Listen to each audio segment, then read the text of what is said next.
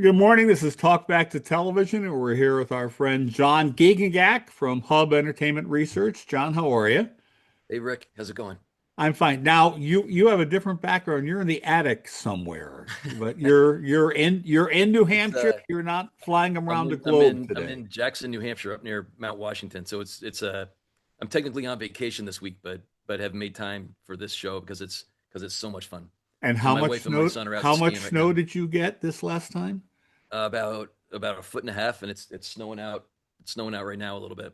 Yeah, it's real pretty, but dude, I'm really tired of this. Okay, I Yeah. mean, it's enough. We don't have as much snow here as there is in New York City, Oh, so I my can I friends can in New York empathize. just they got shellacked, and Rhode Island got 30 inches, and That's oh my insane. Lord heavens. Yeah, we don't even I'm close to the tallest mountain on the East Coast here is about 15 minutes away, and we don't have nearly as much snow as there is in Manhattan right now, which is odd. There you go. All right, now listen, we're going to talk about artificial intelligence, AI, and mostly generative AI, and Hmm. what consumers think about that. And you've got a report you actually just came out with a Hub Intel deep dive. Give us a broad perspective, and we'll dig into the details. Yeah, so obviously AI is on everyone's lips right now, and over the past year, we have been about a year and a half, we've been doing research on AI to try to dig down more into what are the things, because most of the attention I think gets paid to, what are the capabilities of AI in terms of generating content or in terms of things maybe saving money, like making post production more efficient. But the thing that people have not been asking as much is what are they excited to see, and what are they willing to accept in terms Yep. of a role of AI? So that's what all of our research centered on because we thought that there would be a lot of benefit to know if you're a studio or if you're a streaming service or if you're an AI company, what are sort of the lowest hanging fruit? So the things that AI can help with that the actual audiences who need to consume this stuff to make it profitable will be willing to consume. And so that's what we have spent a lot of time, including the big annual study that paper is based on. What are the optimal and the most accessible roles for AI in terms of the things that consumers will want to watch? So generally, as I glanced through that report, I was a little bit surprised that consumers appeared to take the side of the artists and the unions when it came to who owns the rights to my image and my voice. Am I getting that right? Yeah, that's one of the big takeaways is that, I mean, the way that I put this to our clients is that, the most controversial, the most sort of existential threat applications of AI, things like generating video or generating actors, those are not the things that people are most interested in doing. So when you ask people about, AI in general, not just limited to entertainment, but what are their biggest concerns? The number one concern that people have about AI is losing the ability to distinguish what's real from what isn't, Ah, and we see that uh, definitely evidenced in where people are confident with the use of AI in entertainment. So they are not comfortable with things like, we asked about Tilly Norwood, the AI generated actress, uh, and and people were generally not a fan of that. When we sort of described uh, the nature of the issue, kind of the two opposing sides, the company that created this actress, which would allow for more flexible and more efficient creation of content, and then obviously on the other side of that are the actors and the guilds who are concerned about having AI generated talent that puts regular humans out of work. When you put that to the average consumer, overwhelmingly they fall on the side of uh, the artists themselves, the humans. And when you ask them about what's your interest level in watching content that includes AI generated actors, that's at the bottom of the appeal for the different use cases that we tested. okay. So Um, now there's a scale here. Let's yeah, try to look at this. I'm watching a cartoons, and cartoons have always been artificially created. yeah, yeah. Well, it's And not really. I mean, they are hand drawn. If you go but back far enough. but they are clearly not human. Hmm. Okay. And as we get more realistic animation, I'm thinking about my grandson. We mentioned this playing a game on Madden, and for all the world, the football players on the field looked real. Okay. Hmm. But he was controlling them. So they were computer generated. Yep. Whether that's artificially intelligence generated, they weren't real people. Okay.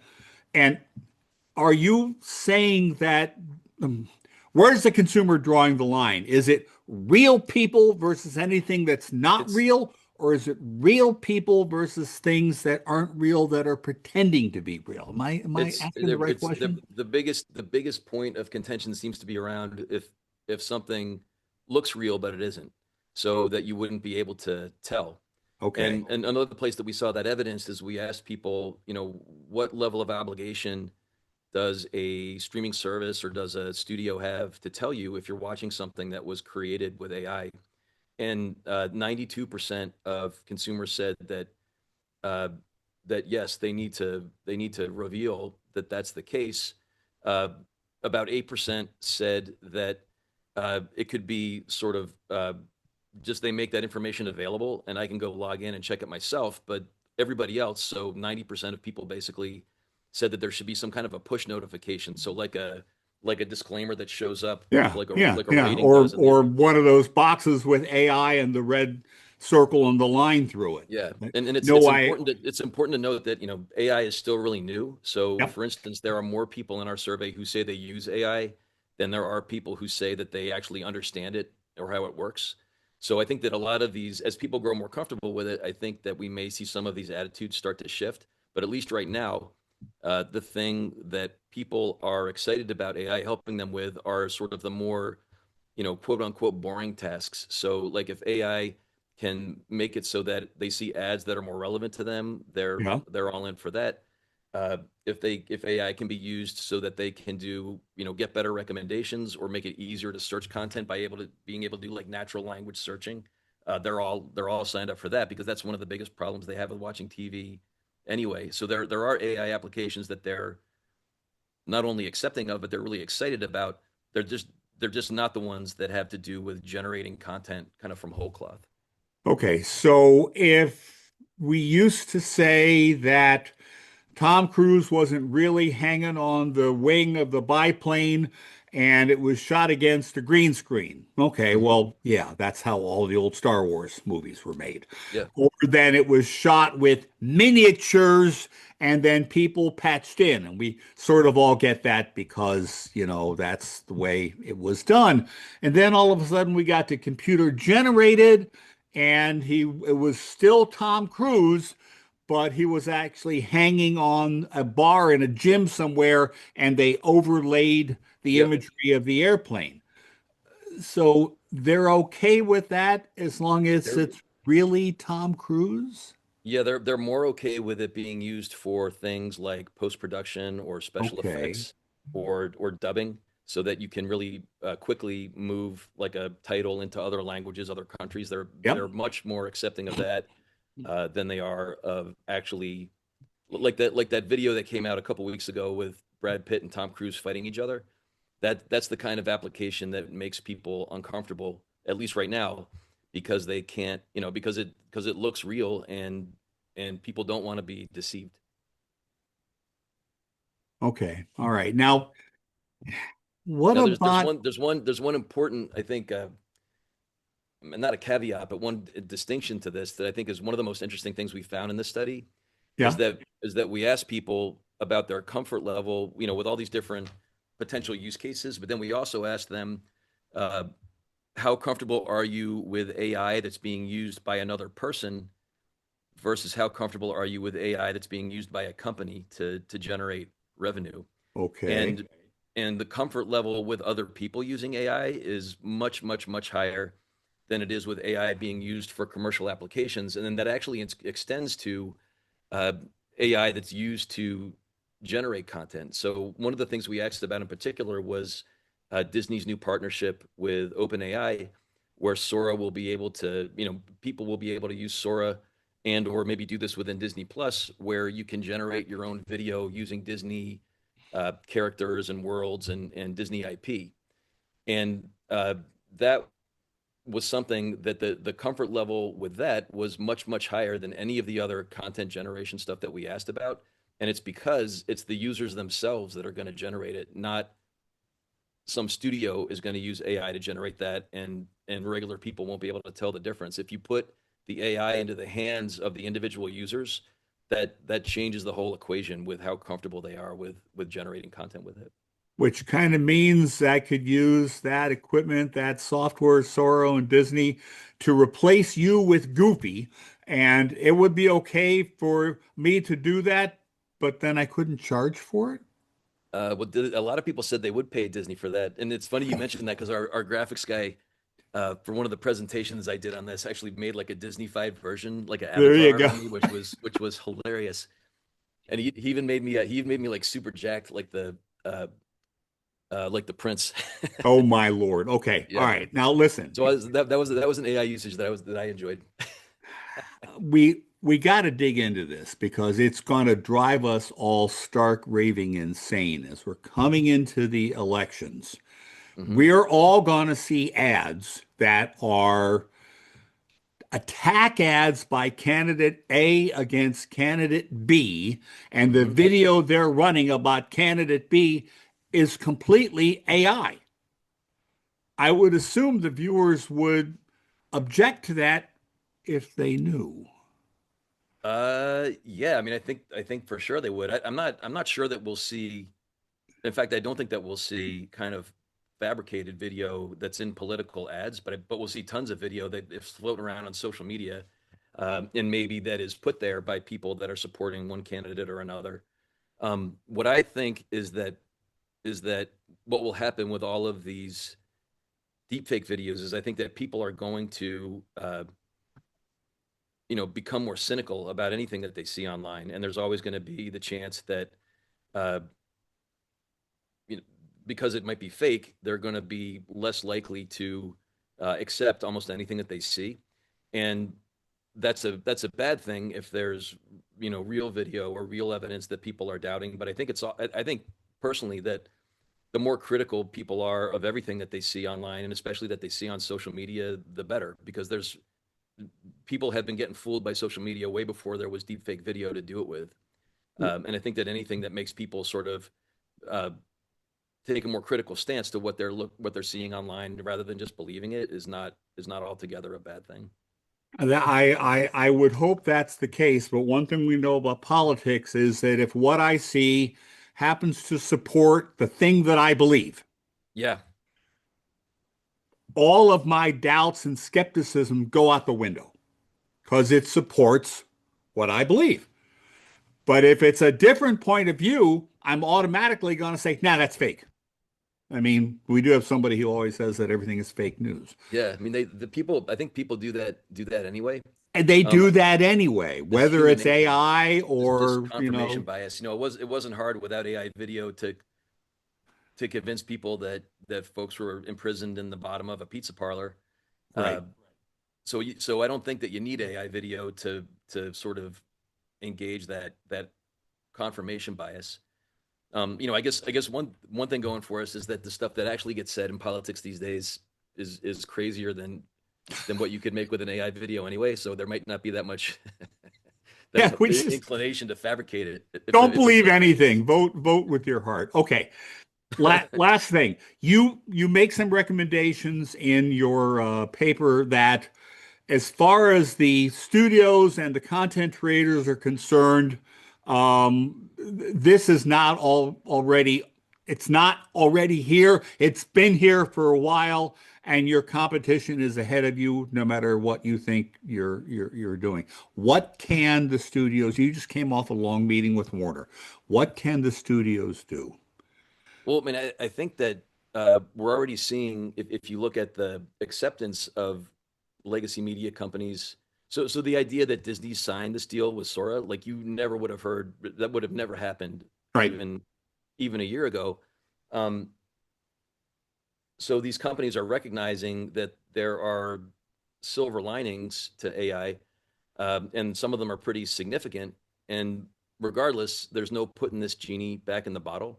Right. So I think the fact that Disney is, I mean, if I think that was maybe my pick for like the biggest news story of 2025, this partnership, because it shows that they are embracing this technology and trying to get out in front of it, which is the opposite of what all the legacy media companies did when streaming launched, where they all just tried to say this will never catch on, Right. tried to resist it.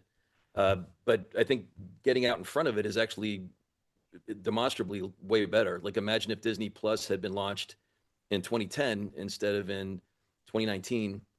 Uh, the whole story, the lead that Netflix got with this new shift in consumer behavior would never have been so large.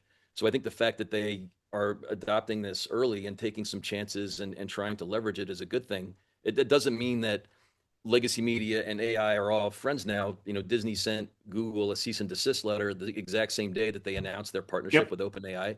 So there are those threats are real, but I think we do see more media companies recognizing the potential, and the potential that this has is huge. What it really does is it lets you take your IP and make it interactive. So instead of being kind of Hollywood content that sits on a pedestal only to be watched and never to be interacted with, it makes it something that viewers can use and manipulate on their own, and that makes IP like Star Wars or Marvel or what have you a lot more similar to Roblox or to Fortnite. And that's really what the next generation of Yeah. consumers wants is content that they can interact with and use and make their own. You know, the business model there, we've had it for a long time. It's called licensing.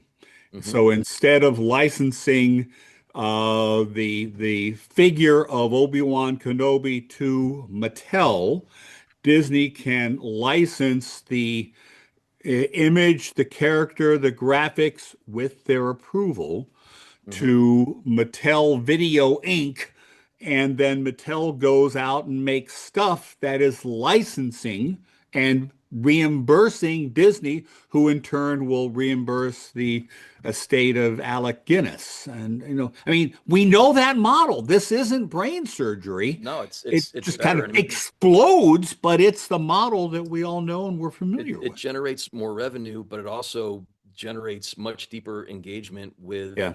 with Star Wars or with Marvel. And it's interesting if you look back at about a year ago when Disney, 2 years ago when Disney announced their partnership with Fortnite with Epic Games.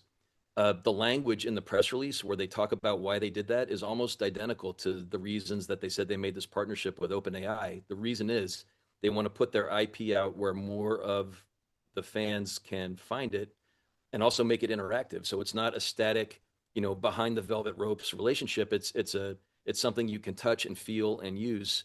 And there's tons and tons of data, including data that we've gathered that shows, for instance, if you put your IP in a video game, how much deeper the connection is with people than if it's only, living on a TV show.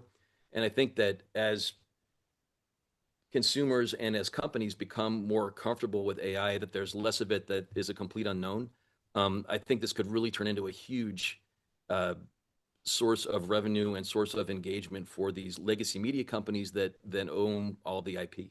I agree. I agree. And you no longer need to have 20 million people watching it and using it to have it make money because your production cost is actually bupkis. You, the studio, are licensing it out to somebody else who's making it. So they're taking all the load of the production and they're just paying you every time somebody watches or It's some just like yeah, variation just like thereof. the kind of like the YouTube model where you let your audience your or on Roblox uh, they generate a ton of their revenue and their engagement from content that's being created by other Yeah. Roblox Yeah. users. And as they just broke last year. Roblox did they spent I think $1 billion on creator compensation. Uh, but if you look at the charts, their results as the amount they're spending to reward creators for making their own Roblox content, as that goes up, so does the amount of time spent Yeah. on Roblox, and so does the revenue generated by the company. So it's really just it's not an expense; it's an investment that lets your biggest fans become the ambassadors of your IP and basically go out and sell it to all the other fans on your behalf. I like that a whole lot. All right, listen, we're out of time. This is going to run next week, and just so everybody knows, we're going to see you at the TV of Tomorrow show in Montreal. So we're all Yep. looking forwards to that and getting out of town before the cars start racing around downtown Exactly. Montreal. And if Uh, anybody wants to, as you mentioned, we do have a paper that we publish with a bunch of data from the study, so you can get that at our Substack, which the it's right there. address is written right next to your head there, hubintel.substack.com. See that? I can even know how to point to it now. All right, Perfect. John Giegengack, buddy. Thank you for your time, and we'll catch you again. Bye bye. Thanks, Rick.